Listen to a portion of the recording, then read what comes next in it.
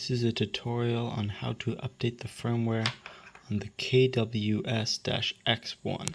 To begin, here's where I got my information from this YouTube video called Fix USB Tester KWS-X1 Keep Reset When Public PD Detection with Ugreen Robot 65-watt Charger by Nisit Covid-101. Sorry, I'm pronouncing that wrong. In this comment thread, there's two links.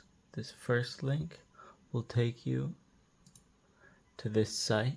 Do not click this button because that will download all the files by this person. You want to click individual files, specifically this V102, then click download. That downloads the correct file.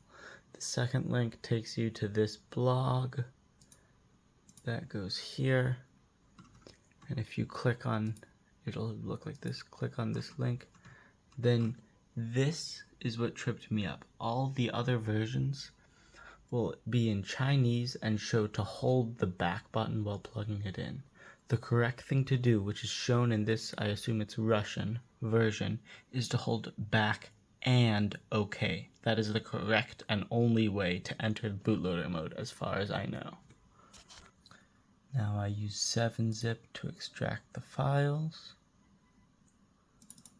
And you see this is the firmware file. This is the exe that runs the firmware, and then this is a document explaining the process. Now this is the docx file. You can see it does not include any mention of OK, and I've translated this many times and it never mentions OK. The only time it says OK is in that Russian version, so you have to hold the first and the second button. That's back and OK. This process ends up being a bit similar to the boot mode on a Raspberry Pi Pico. So you hold those two buttons and then plug it in. Just like that. It's hard to do one-handed. Now it enters bootloader mode, as you can see right there, and it shows the firmware version V1.1. Now I don't know why, but I've never been able to get this V102 exe file to run. It never shows up this option. So what I've done is I go to the V1.1. I'll find it one moment. Back to here to the V1.1. Download that one. Okay, I'm extracting it with 7-zip. And now for whatever reason this V101, this exe always works. Now you see that button is no longer grayed out. So you click this and you choose the firmware.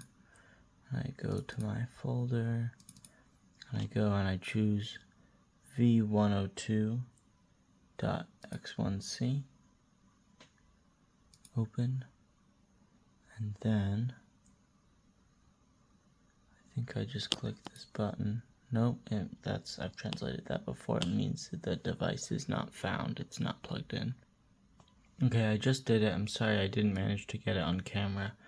I do not know why it worked the second time, but what I did was I unplugged it and put it into bootloader and plugged it back in. I never closed the app or anything. I'll try and see if I can just re-upload the firmware to get you guys an example. Okay, one more time for good measure. Run the exe. Choose the correct firmware file. Then plug in the device in bootloader mode.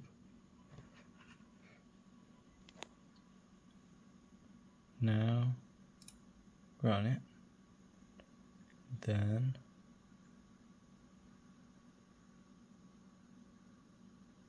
we get that message. And you go here and you go down to about, and you can see version 1.0.2.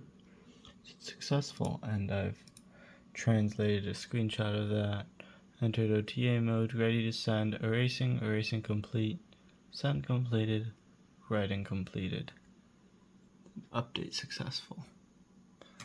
So that is how you upgrade the firmware on the Kowsi KWS-X1. Now, the reason I did this was I was hoping they would add eMarker reading. According to my seller on AliExpress, this is in the works with an unspecified release date. According to someone on Reddit, they have no plans to do this, and their seller has told them so. So I do not know if this device will ever get eMarker reading. It does have eMark emulation. One of the main reasons I bought this device was to read eMarkers. So I'm pretty disappointed, but hoping for the best. It was only $4. I guess you get what you paid for. Have fun, keep hacking. See you in the next video.